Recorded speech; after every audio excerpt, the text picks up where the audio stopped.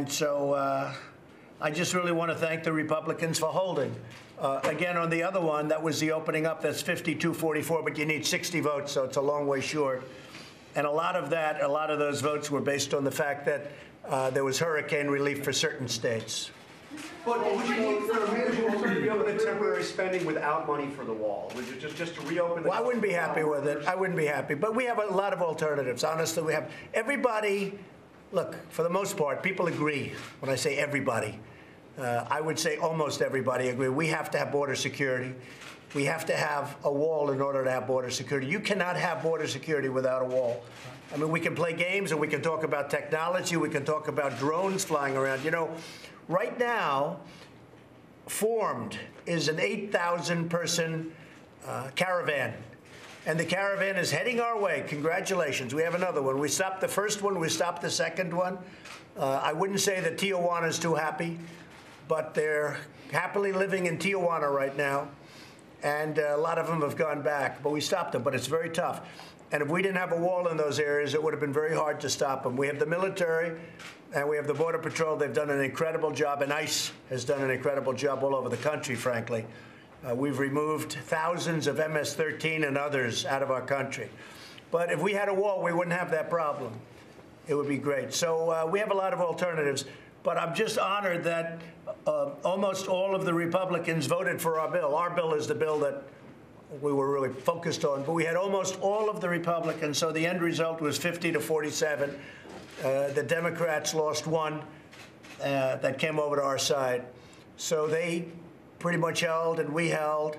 And again, we were missing 2 Republicans. They couldn't vote. They were not here. Mr. President, do you support the results? Is there enough movement to end the shutdown soon, or are we going to see it? Well, I have to find out. After this meeting, we'll find out. But right now, Mitch McConnell's meeting with Chuck Schumer, and Steve, they'll have to see what happens. They're meeting to see if they can work out something, maybe on a temporary basis where we start.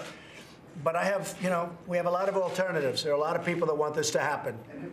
I'll tell you who wants this to happen. The military wants this to happen, because this is a virtual invasion of our country, of drugs, of human traffickers, of so many different things, of criminals. It's an invasion of our country. And the military wants this to happen, and the Border Patrol wants this to happen. And by the way, Border Patrol said all of the drones flying up in the air, having a lot of fun flying drones all over the place. They don't mean a thing when they look down and they see thousands of people rushing our border. The only thing that works is a strong barrier or wall. Have you talked to Nancy Pelosi? I have not. I haven't spoken to Nancy Pelosi, no. No, but I'm here, you know. I haven't left except for a beautiful evening in Iraq. I've been here for a long time. Mr. President, did you see Wilbur Ross said that he doesn't understand why federal workers would need help getting food? Can you understand? No, I haven't heard the statement, but I do understand. Perhaps he should have said it differently. Local people know who they are when they go for groceries and everything else. And I think what Wilbur was probably trying to say is that they will work along. I know banks are working along. If you have mortgages, the mortgagees, the folks collecting the interest and all of those things, they work along. And that's what happens in time like this. They know the people. They've been dealing with them for years, and they work along. The grocery store. And I think that's probably what Wilbur Ross meant. But I haven't seen his statement, no. But he's done a great job. I will tell you that. Yes? Well, Venezuela, I just want to know, aren't you worried to leave the American diplomats behind? Well, we're looking at Venezuela. It's a very sad situation. That was the richest state in all of that area. That's a big, beautiful area, and by far the richest. And now it's one of the poorest places in the world. That's what socialism gets you, when they want to raise your taxes to 70%. You know, it's interesting. I've been watching our opponents, our future opponents, talking about 70%. Number one, they can't do it for 70%. It's got to be probably twice that number. But maybe more importantly, what happens is you really have to study and take a look at what's happened to Venezuela. It is a very, very sad situation. So we have our eye very closely on Venezuela, very closely. Mr. President, if Mitch McConnell and Chuck Schumer can come to some sort of agreement, will you support the results of this? Well, it depends what the agreement is. I mean, yeah, but if they come to a reasonable agreement, I would support it, yeah. Even if it has no wall money? Or does it have to have wall money? I only, look, I have other alternatives if I have to, and I'll use those alternatives if I have to. We want to go through the system. We have to have a wall in this country. We have criminals pouring into our country. And I'm not talking about the southern border. They don't stay there. They go through, they permeate all throughout the country, including places like Wisconsin, a lot of different places. And that's the problem. I say that we would cut our crime. You know, we're doing very well on crime rate compared to past years and past administrations. But I think our crime rate would go way down. And I know our drug rates, what's happening is the drugs are pouring in. And yes, they come through the ports of entry, but the big trucks come through areas where you don't have a wall and you have wide open spaces. We have to have the wall. You'd stop drugs. You'd stop human trafficking. I mean, human trafficking where they tie up women and they put duct tape in their mouths and they put them in the back seat of a car or in a van. They don't come through a port of entry because the people at the port of entry are going to see that. That's not like caps, and they have incredible, ingenious ideas. I mean, frankly, I've said some of these people are so genius. If they were ever legit, they'd become very rich people. But what they do is they go through the ports of entry with small stuff. But the big stuff comes through areas where you have nobody watching. I mean, you have hundreds of miles of open space, and they go out there, and they're loaded up with drugs, or they have women in the back seat of the cars with duct tape all over the place. It's a disgrace. And you don't catch them.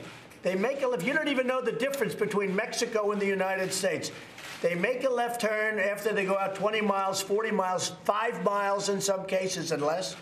They make a left turn. They're in the United States. And then they do whatever they have to do.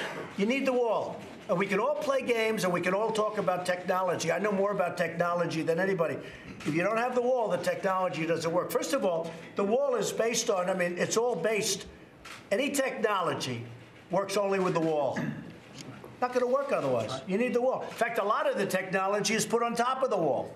That's how you see it, the cameras and everything else. I mean, they literally put the technology, they fasten it to the wall. Then you have drone technology, and that's great. In terms of what are you going to do? You're going to follow the people? First of all, once they step into the country, you know what happens, right? You know what they do. It's called, what do they call it, you know? They put 1 foot in our country, right? And we got them. That's it. So the drones don't help us. We have to keep it out. We have no choice but to have a wall or a barrier. And if we don't have that, it's just not going to work. So it's very important to me. All right, one more question. What's your message to federal workers who are missing another paycheck this week? I love them. I respect them. I really appreciate the great job they're doing. Many of those people that are not getting paid are totally in favor of what we're doing because they know the future of this country is dependent on having a strong border, especially a strong southern border, because we have tremendous violence and crime coming through that border. We have tremendous drugs. We have the human trafficking. We have MS-13 in gangs pouring through those borders.